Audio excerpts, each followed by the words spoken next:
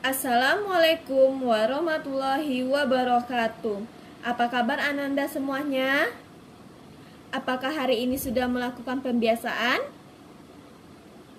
Hari ini kita akan mempelajari tematik IPA tentang siklus air. Sebelum belajar, marilah kita berdoa terlebih dahulu. Bismillahirrahmanirrahim. Raditu billahi rabba wa bil islami dina wa bil muhammadin nabiyya wa rasulah. Rabbi zidni ilman wa zukni fahman, amin. Nah, sudah tidak sabar untuk belajar lagi kan, Nak? Nah, semangat belajar dan semangat menyimak video pembelajaran kita hari ini. Kita akan mempelajari siklus air KD 3.8, menganalisis siklus air dan dampak pada peristiwa di bumi serta kelangsungan makhluk hidup. Fungsi air bagi makhluk hidup. 1. Fungsi air bagi tumbuhan.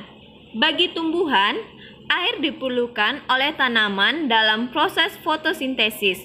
2. Fungsi air bagi hewan. Bagi hewan, air berfungsi untuk minum, membersihkan diri, dan sebagai tempat hidup hewan air. 3. Fungsi air bagi manusia.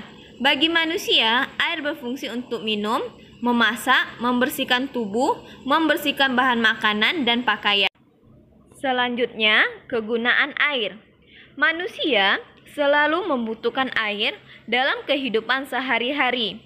Kegunaan air antara lain untuk keperluan rumah tangga, misalnya digunakan untuk minum, air digunakan untuk memasak, air digunakan untuk mencuci, air digunakan untuk pembangkit listrik, air digunakan untuk petani, dan air digunakan untuk industri.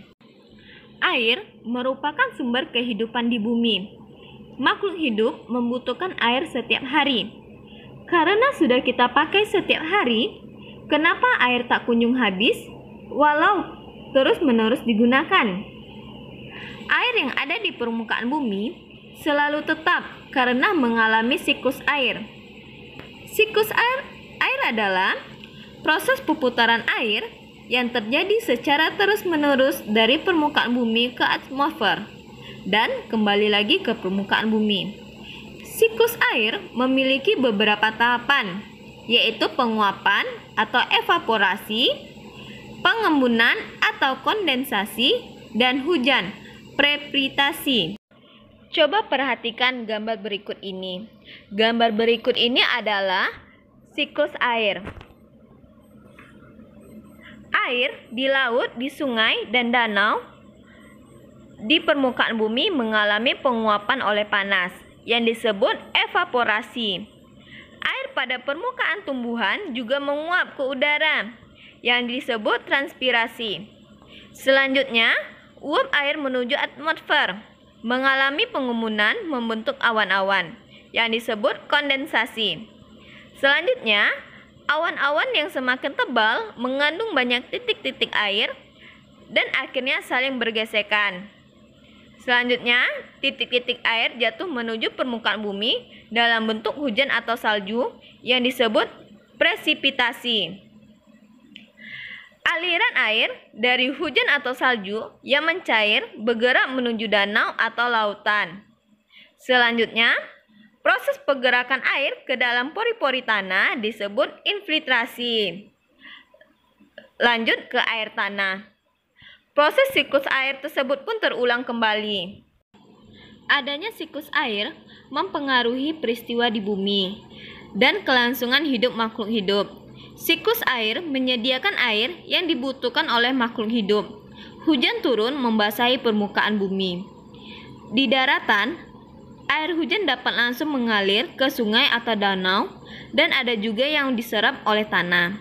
Proses penyerapan air ke tanah dinamakan infiltrasi.